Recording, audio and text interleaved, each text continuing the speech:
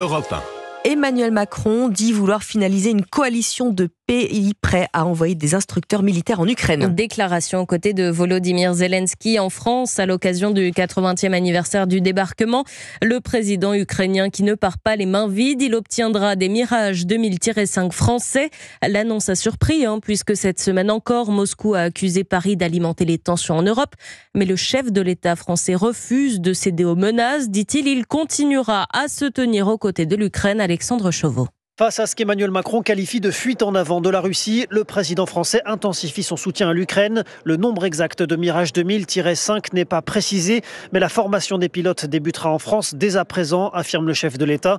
Autre annonce, l'entreprise franco-allemande KNDS, anciennement Nexter, spécialisée dans la fabrication notamment de canons César, va pouvoir produire directement en Ukraine.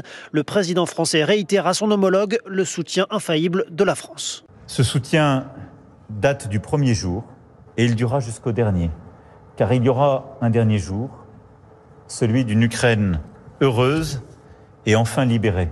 Alors Volodymyr Zelensky a dit toute sa reconnaissance au président français. Les deux chefs d'État ont également conclu 2 accords de prêt et de dons à l'Ukraine à hauteur de 650 millions d'euros. Ce avant de partager un dîner à l'Élysée aux côtés de leurs épouses respectives. Alexandre Chauveau du service politique d'Europe 1.